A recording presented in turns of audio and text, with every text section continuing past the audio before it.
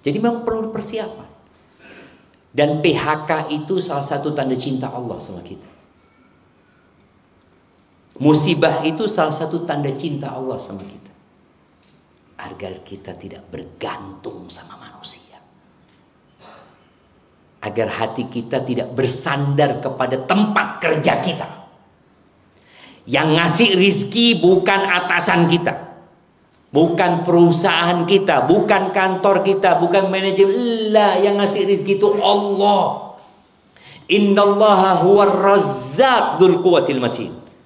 Allah yang maha memberikan rizki. Dan Allah yang maha kuat dan maha perkasa. Allah kasih penyakit. Itu tanda cinta Allah kepada hambanya.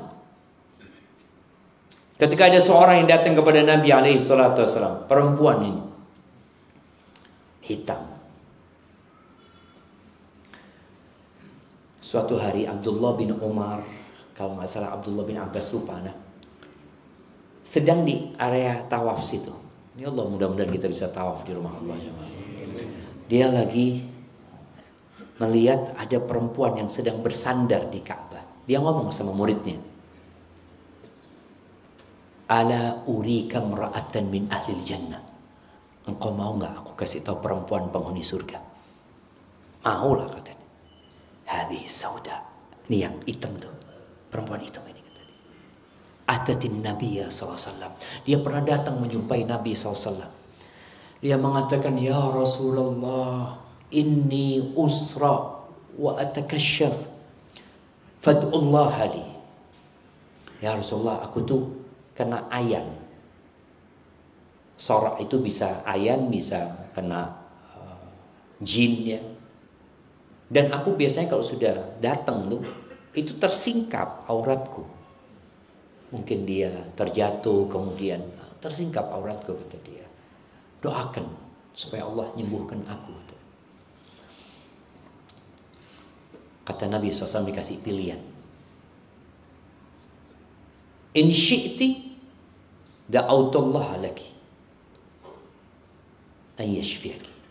Wa in syi'ti sabarti walakil jannah. Dia ada dua pilihan. Yang pertama, kalau engkau mau, aku doakan semoga Allah menyembuhkan engkau.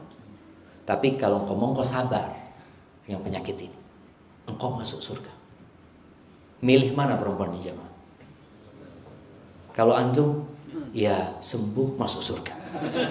Ya, kita kan kayak gitu kebanyakan jemaah. Kita tuh selalu berpikir dunia ini enak-enak aja. Enggak, dunia ini tidak bersahabat dengan siapapun. Antum pikir bersahabat dengan para nabi? Enggak bersahabat dengan para nabi. Kita tahu bagaimana ceritanya Nabi Adam alaihissalam. Beliau diturunkan ke muka bumi ini. Bertahun-tahun ingin punya anak, nggak punya anak. Akhirnya punya anak. Tapi ternyata anaknya dibunuh sama kakaknya. Bayangin, gimana bapak dapat ujian ketika Qabil membunuh Habil. Gimana perasaan ayah? Itu ujian dari Allah Subhanahu wa ta'ala. Bagaimana Nabi Adam yang sebelumnya merasakan nikmat surga kemudian tinggal di muka bumi ini. Nabi Nuh alaihissalam. Bagaimana Allah kasih ujian di istrinya sendiri. Istrinya yang satu rumah nih sama anaknya nggak nurut. Ditambah kaumnya. Beliau berdakwah 950 tahun jemaah. 950 tahun. Wa ma amana ma'ahu illa qalil. Tidak beriman kecuali sedikit. Dalam riwayat Ibnu Abbas dikatakan 80 orang jemaah. Bayangkan ya, 950 tahun yang beriman hanya 80 orang. Gimana? Beliau sabar. Nabi Ibrahim diuji sama orang tuanya. Kasih ujian nih. Menghadapi orang tuanya. Didakwain orang tuanya, malah dimarahin anaknya. Jadi antum ketika mendapatkan ujian tersebut, antum mendakwain orang tua, anak dikucilkan ustaz, anak dimaki, anak ini itu. Nabi Ibrahim nabi. Diusir sama bapak. Nggak cukup diusir, dibakar sama kaumnya. Dibakar tuh Nabi Khalilur Rahman. Artinya memang perlu ujian itu. Dan perlu kesabaran. Sabar lagi, sabar lagi, sabar lagi. Udah dibakar, selamat. Selesai ujiannya? Enggak. Nggak dikasih anak sama Allah. Minta anak. Rabbi habli minas salihin. Nggak dikasih. Besok minta lagi. Rabbi habli minas salihin. Nggak dikasih.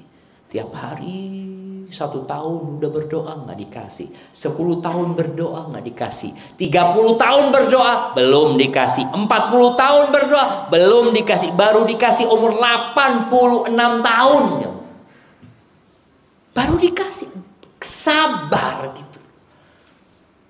Dan kita yakin Allah tidak pernah ingkar janji. Pasti dikabulkan.